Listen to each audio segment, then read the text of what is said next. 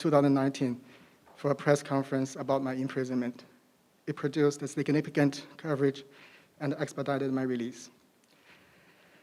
As a former American hostage held in Iran, I'm honored to introduce Secretary Pompeo for his remarks.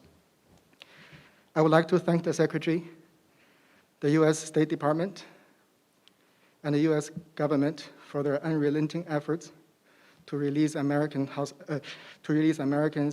unjustly detained in Iran, and for their work to contain the malign behaviors of the Iranian regime. Before my research trip to Iran in early 2016, I had an ivory tower knowledge of the country.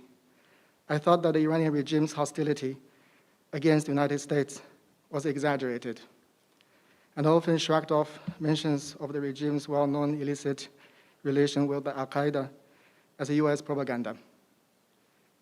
I believed that the US foreign policy itself was the problem, that if the United States fixed its own policy pitfalls and adopted a conciliatory policy towards Iran, such as committing to the Iran nuclear deal, then the regime would come around and have a normal relation with America. At the very least, I reckoned, the regime would leave me alone if I remained apolitical and minded my own business working on historical research. I thought that the likelihood of me falling victim to what was being called by some as Iran state-sponsored terrorism was infinitesimal. I was wrong, unbelievable as it was. Still during President Obama's terms of office, just a few months into the implementation of the Iran nuclear deal, the most promising time for Iran-US rapprochement, I was arrested by the Iranian Ministry of Intelligence on false espionage charges, forced into confessing things my interrogators knew I didn't do, and sentenced to 10 years of imprisonment. Even my comment during the interrogation that a US president should visit Iran was used as evidence against me. My interrogators made it clear that I had to endure everything because I was American, and they wanted to use me as a pawn to obtain a deal with the United States for repatriation of Iranian prisoners and the release of Iranian frozen assets. My 14 months imprisonment in Iran turned out to be a period of intense re-education about my understanding of the Islamic Republic and the US policy towards it. The Islamic Republic of Iran is an ambitious power, but it's not a constructive one. It provides the world with no alternative model of development or governance. To project its influence, the regime can only be a spoiler power, which resorts to terrorism in the Middle East and beyond, to destabilize, destroy, and extort, causing millions upon millions of people to suffer. The Iranian regime survives and thrives on its self-perpetuated hostility against the United States. The United States' effort to reconcile and build a working relation with it won't produce the desired result. The United States can't successfully engage the Islamic Republic with diplomacy as long as the Iranian regime believes that being an international pariah ensures its longevity. The regime is averse to true diplomacy beyond exchange of marginal interests such as prisoner swaps. The menace of the Islamic Republic must be countered and restrained. The United States possesses the most critical and effective means as well as leadership to do so. Policy continuity over an extended period is the key to success in this regard.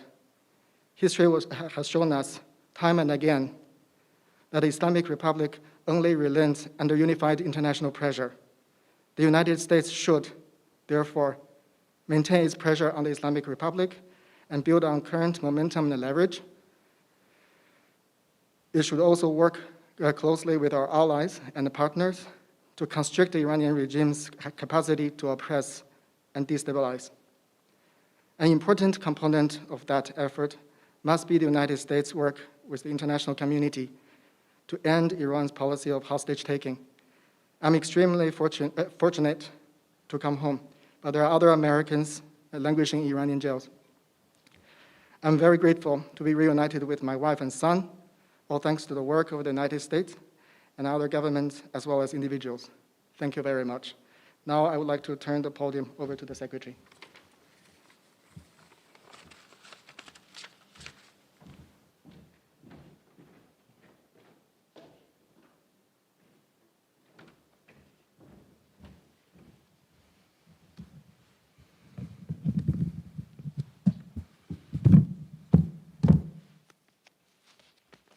Good morning, everyone.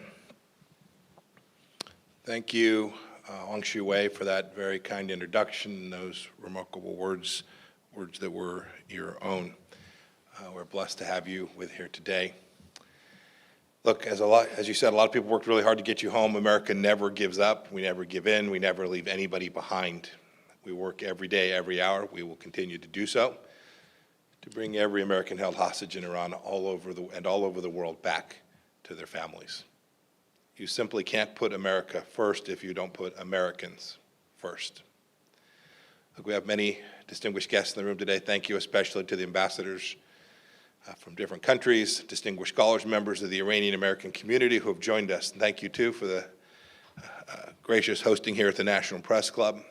I know many members of this club do dogged reporting to keep Americans informed on world affairs, and that a free press is a staple of a healthy democracy. More speech is important, and I can't say that I always agree with everything that's written, but what you write is read, and it matters. Get it right, get the truth, and America will prosper. I want to start with a quick story in these remarks today. Many of you here may recognize the name Abu Muhammad al-Masri, also known as Abdullah Ahmed Abdullah. He was Al-Qaeda's worldwide #2 and on the FBI's most wanted list for slaughtering members of our State Department family in the Kenya and Tanzania bombings of 1998. More than 200 people, including 12 Americans, lost their lives in those attacks. The New York Times reported in November that al-Masri was shot to death on the streets of Tehran. Today, I can confirm for the first time his death on August 7th of last year. The Times wrote, quote, that he had been living in Iran was surprising, given that Iran and Al-Qaeda are bitter enemies, end of quote. It could not be more wrong. It wasn't surprising at all. And more importantly, they're not enemies. Al-Masri's presence inside Iran points to the reason that we're here today. It's what I want to talk about in these remarks. Al-Qaeda has a new home base. It is the Islamic Republic of Iran. As a result, bin Laden's wicked creation is poised to gain strength and capabilities. We ignore this Iran-Al-Qaeda nexus at our own peril.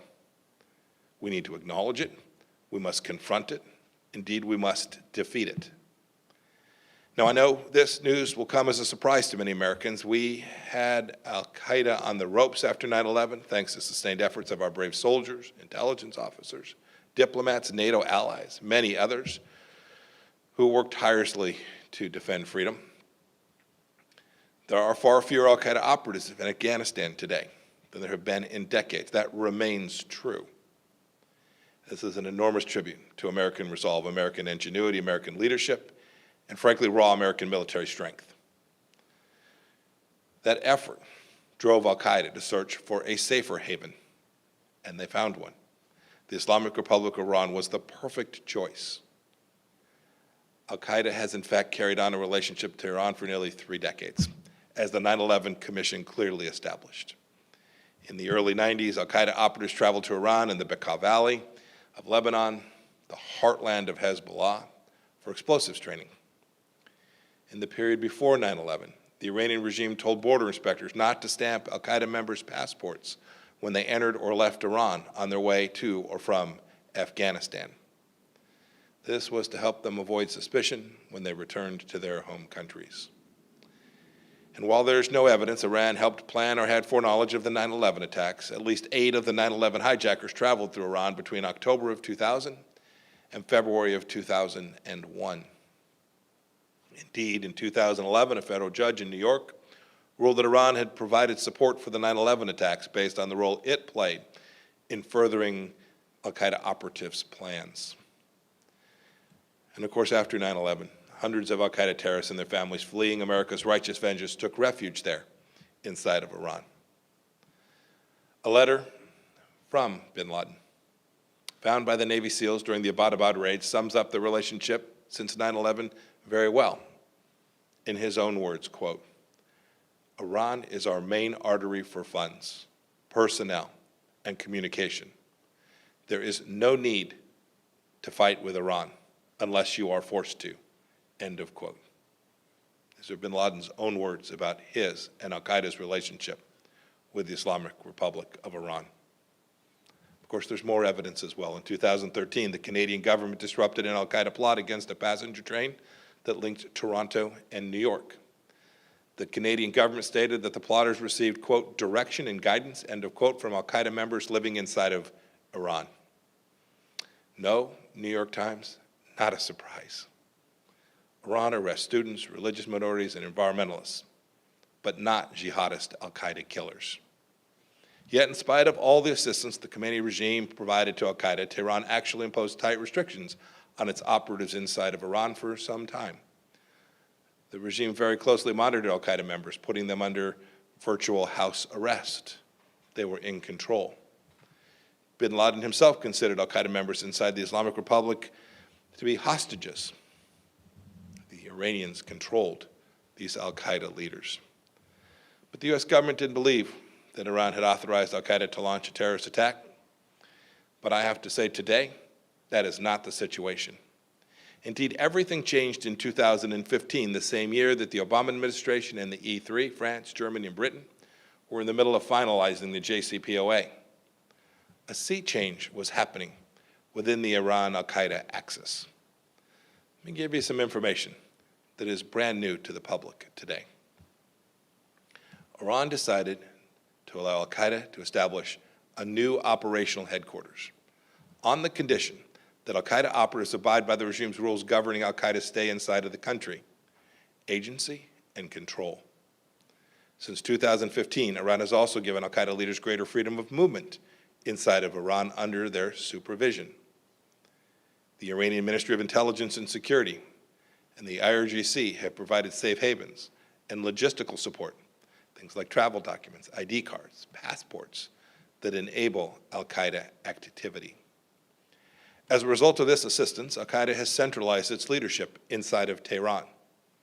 Ayman al-Zawahiri's deputies are there today, and frankly, they're living a normal Al-Qaeda life. Al-Qaeda terrorists like Saif al-Adil and the now dead Abu Muhammad al-Masri have been able to place a new emphasis on global operations and plotting attacks all across the world. Tehran has allowed Al-Qaeda to fundraise, to freely communicate with Al-Qaeda members around the world, and to perform many other functions that were previously directed from Afghanistan or Pakistan. Al-Qaeda now has time. Because they're inside of Iran, they have access to money. They have a range of Iranian support. They now have new tools for terror. You now have the world's largest state sponsor of terrorism, the Islamic Republic of Iran, as the home base for Al-Qaeda.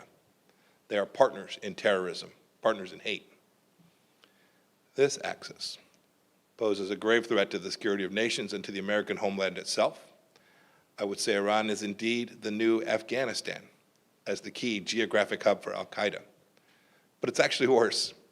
Unlike in Afghanistan, when Al-Qaeda was hiding in the mountains, Al-Qaeda today is operating underneath the hard shell of the Iranian regime's protection. America has far less visibility on Al-Qaeda's capabilities and their activities than we did on their activities when they were in Tora Bora or even in the mountainous regions of Pakistan.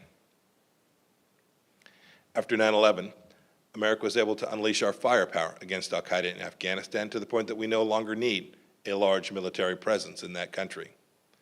Today, We must use our military force surgically against al-Qaeda operatives in Yemen when necessary.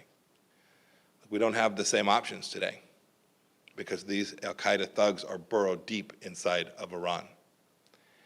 And if we did have that option, if we chose to do that, there's much greater risk in executing it. The Iran-Al-Qaeda axis threatens the progress of the Abraham Accords as well.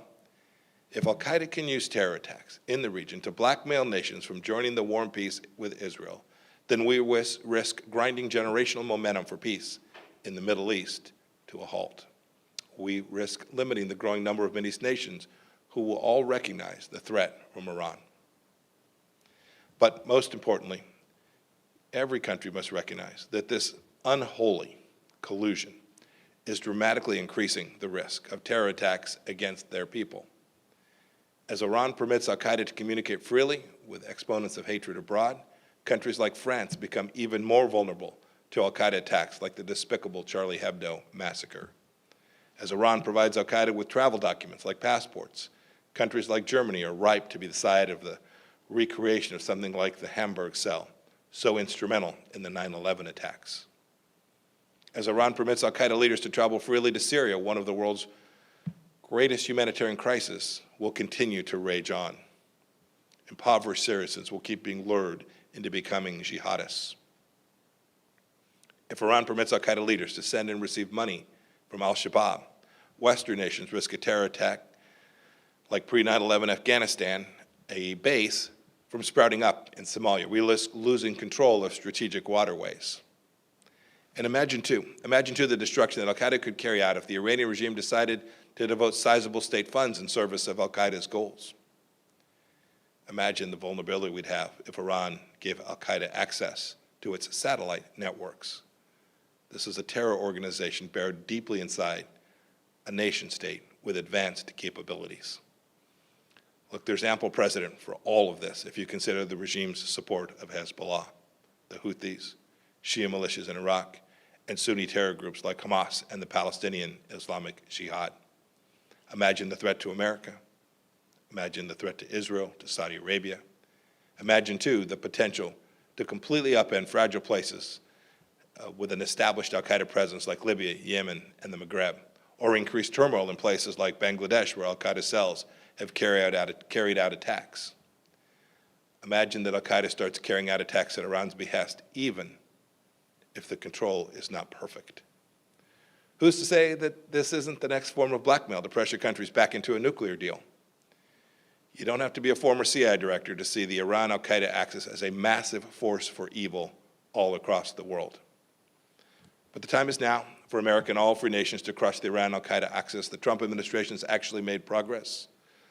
Let's not tolerate Iran giving al-Qaeda a second wind. Let's not downplay the danger of Sunni-Shia cooperation in terror. Let's not lie to the American people about Iranian moderation and pretend appeasement will work. 30 years of cooperation shows that Iran and al-Qaeda's divergent theology is no match for its convergent hatred. That's the reality. Here's reality two. Nations have an obligation to sanction entities designated as associated with al-Qaeda under the UN Security Council Resolution 1267. We've exercised American leadership by sanctioning the MOIS and the IRGC.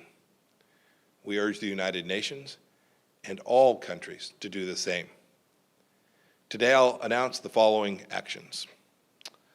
Today we'll announce sanctions on Iran-based al-Qaeda leaders Sultan Yusuf Hassan al-Arif and Mohammed Abateh. He is also known as Abdul Rahman al-Maghrebi. I'm also announcing designations of 3 leaders of al-Qaeda Kurdish battalions, an al-Qaeda-linked group that operates on the border between Iran and Iraq. And in a related action, I'm announcing a reward for up to $7 million under the State Department's Reward for Justice program for information that leads to the location or identification of al-Maghrebi. We want to bring him home to America for justice. In closing, I want to go back to 1983. It was the fall of my sophomore year at the United States Military Academy. I remember picking up the newspaper to read that a truck packed with explosives had slammed into the U.S. Marine barracks in Beirut, Lebanon, killing 241 American warriors. My life wouldn't be the same after that. As a young soldier, that attack got me thinking about the big questions of national security, about America's role in the Middle East and the world.